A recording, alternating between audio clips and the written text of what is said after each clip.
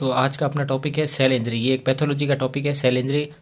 ठीक है, cell injury किसका टॉपिक है? पैथोलॉजी यूनिट फर्स्ट का टॉपिक है।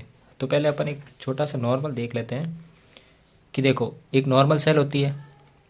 नॉर्मल सेल, अगर नॉर्मल सेल पे क्या पड़ा? स्ट्रेस पड़ता है, किसी भी प्रकार का स्ट्रेस पड़ता है, चाहे वो फिजिकल स्ट्रेस हो, बायोलॉजिकल स्ट्रेस हो, केमिकल स्ट्रेस हो, किसी टॉक्सिक की वजह से कोई स्ट्रेस आ रहा है, तो सेल क्या करेगी? एडेप्टेशन में चली जाएगी। ठीक है, सेल क्या करेगी? एडेप्टेशन करेगी, मतलब हाइपरट्रॉफी कर सकती है, एट्रोपी कर सकती है। ठीक है, ये सारे क्या एडोप्टेशन है। अगर ये स्ट्रेस कंटिन्यू रहा तो क्या होगा? रिवर्सिबल सेल इंजरी में अगर ये स्ट्रेस अगर वापस हो रहा है, कंटिन्यू स्ट्रेस है, तो क्या होगा? रिवर्सिबल सेल इंजरी होगी। सेल इंजरी होगी, लेकिन कैसे होगी?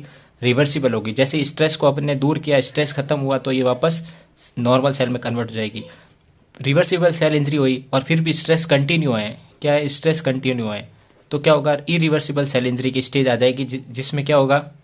इरिवर्सिबल सेल इंजरी हुई और फिर अपन ने स्ट्रेस हटाया, तो उससे कुछ नहीं होगा, उससे वापस नॉर्मल सेल पे नहीं जाएगा। तो देखो, स्ट्रेस आया, सेल में स्ट्रेस आया, स्ट्रेस की वजह से एडेप्टेशन हुआ।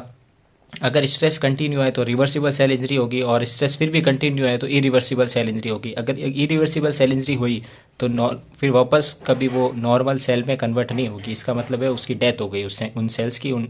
ठीक है, तो इसमें क्या क्या हो गए? दो सेल इंजरी हो गई, रिवर्सिबल सेल इंजरी और इरिवर्सिबल सेल इंजरी। तो यहाँ पे है रिवर्सिबल सेल इंजरी और इरिवर्सिबल सेल इंजरी के डिफरेंस क्या है दोनों में। तो पहले अपन देख लेते हैं सेल इंजरी क्या है।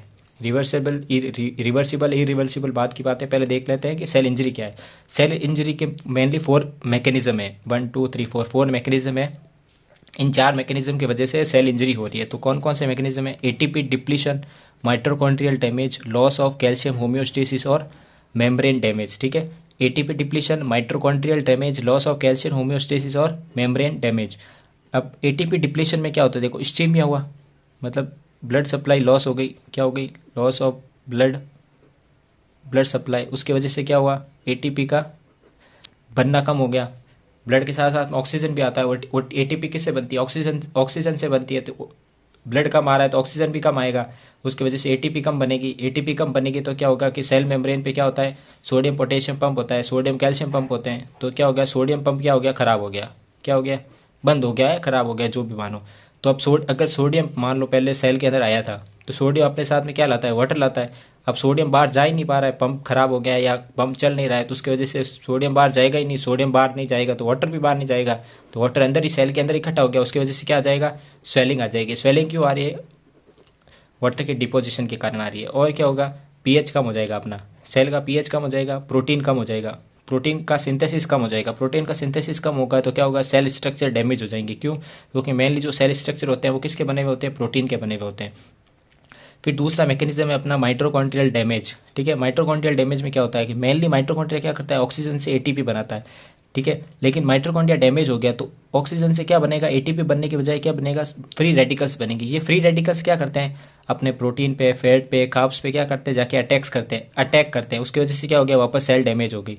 और क्या एक एपोप्टोसिस होता है। देखो, जो अपना माइटोकॉन्ड्रिया है ना, वो डबल लेयर है, डबल लेयर का ऑर्गेनिल है। ठीक है, इन दोनों लेयर के बीच में एक प्रोटीन पाया जाता है। क्या होता है? एक प्रोटीन होता है। अगर माइटोकॉन्ड्रिया डैमेज हुआ और ये प्रोटीन लीक हुआ, ठीक है, जैसे ये सेल थी, इन सेल के अंदर यहाँ माइटोकॉन्ड्रिया था, अगर यहाँ से एक प्रोटीन इसका लॉस हो गया, माइटोकॉन्ड्रिया डैमेज हुआ और यहाँ से दोनों लेयर के बीच में से प्रोटीन क्या हो गया? साइटोप्लाज्म में आ गया ये प्रोटीन, तो उसकी वजह से क्या होगा? एपोप्टोसिस का जो प्रोसेस है वो स्टार्ट हो जाएगा। मतलब सेल अपने आप को क्या कर लेगी? सुसाइड कमिट करेगी। क्या करेगी? सेल सुसाइड कमिट करेगी। फिर आता है loss of calcium channel. Mainly क्या होता है कि सेल के अंदर जो ये सेल है, इसके अंदर क्या होता है? कैल्शियम प्रेजेंट ही नहीं होता है, नॉर्मली प्रेजेंट ही नहीं होता है। बहुत 1% मान लो, 1 से भी कम परसेंट सेल के अंदर कैल्शियम प्रेजेंट होता है। लेकिन नॉर्मल क्या होता है? No calcium in cell. लेकिन लॉस ऑफ कैल्शियम होम्योस्टेसिस जब बिगड़ जाता है तो क्या होता है? सेल के अंदर क्या होता है? बहुत सारा कैल्शियम आना स्टार्ट हो जाता है। बहुत सारा क्या आता है? कैल्शियम आना स्टार्ट हो जाता है। अगर बहुत सारा कैल्शियम कहाँ जाता है? Inside the cell. उसकी वजह से कैल्शियम आएगा तो क्या होगा कि सेल के अंदर मान लो बहुत सारा कैल्शियम आ गए, ठीक है, तो सेल के अंदर क्या होते हैं? कुछ इनएक्टिव एंजाइम्स होते हैं। कैसे एंजाइम्स होते हैं? इनएक्टिव। अगर कैल्शियम आ गया तो ये क्या करेगा? इसको एक्टिव कर देगा। क्या कर देगा? एक्टिव कर देगा। और जैसे वो एंजाइम्स एक्टिव हो गए तो एक्टिवेशन ऑफ सेलुलर डैमेज, क्या होगा, सेल डैमेज होनी स्टार्ट हो जाएगी। क्या क्या होगा, उस सेल उस एंजाइम एक्टिवेट होने की वजह से मेम्ब्रेन डैमेज होंगे, एटीपी कम हो जाएगी, एटीपी बननी कम हो जाएगी, न्यूक्लियस डैमेज हो जाएंगे, ठीक है। फिर लास्ट है अपना मेम्ब्रेन डैमेज। वही है, कौन कौन सी मेम्ब्रेन डैमेज होगी, माइटोकॉन्ड्रिया की डैमेज, माइटोकॉन्ड्रिया मेम्ब्रेन, प्लाज्मा की मेम्ब्रेन, लाइसोसोम की मेम्ब्रेन, ये सारी मेम्ब्रेन डैमेज होनी स्टार्ट हो जाएगी, ठीक है। तो ये 4 मैकेनिज्म थे, ATP depletion, mitochondrial damage, loss of calcium homeostasis, membrane damage. ये स्टेप बाय स्टेप नहीं है, स्टेप बाय स्टेप नहीं है कि पहले ये स्टेप होगा फिर दूसरा तीसरा चौथा, नहीं। सेल के ऊपर स्ट्रेस आया, स्ट्रेस की वजह से कोई भी मैकेनिज्म स्टार्ट हो सकता है, उसकी वजह से मेनली कोई भी मैकेनिज्म स्टार्ट हो, मेन फिर लास्ट में क्या हो रहा है, सेल डैमेज ही तो हो रही है, सेल का स्ट्रक्चर डैमेज हो रहा है, सेल की मेम्ब्रेन डैमेज हो रही है, ठीक है। तो ये स्टेप बाय स्टेप प्रोसेस नहीं है। फिर आते हैं कि भाई अपन रिवर्सिबल और इरिवर्सिबल सेल इंजरी के बीच का डिफरेंस देख लेते हैं। ये अपना रिवर्सिबल सेल इंजरी, ये है इरिवर्सिबल सेल इंजरी। सबसे पहले देखते हैं अपन सेल मेम्ब्रेन में। रिवर्सिबल सेल इंजरी का मतलब क्या होता है कि अगर रिवर्सिबल सेल इंजरी हुई और अपन ने स्ट्रेस को रिमूव कर दिया तो वापस वो नॉर्मल सेल बन जाएगी, ठीक है। तो इरिवर्सिबल सेल इंजरी में क्या होता है, जो मेम्ब्रेन है, सेल मेम्ब्रेन, वो इंटैक्ट रहती है, एकदम चिपकी हुई रहती है सेल के, और सिर्फ स्वेलन हो जाती है। स्वेलो क्यों हो गई, क्योंकि वहाँ पे सोडियम पंप बंद हो गया था, सोडियम पंप खराब हो गया तो वाटर भी अंदर का सेल के अंदर रह गया, जिसकी वजह से क्या हो गया कि स्वेलन हो गई। और ये जो सोडियम का पंप खराब हुआ, वाटर अंदर रह रहा है, तो उसकी वजह से क्या होगा, सेल पे एक बार ऐसे एक स्ट्रक्चर बन जाएंगे ऐसे, इसको क्या बोलते हैं, ब्लैप्स बोलते हैं। क्या बोलते हैं, ब्लैप्स बोलते हैं।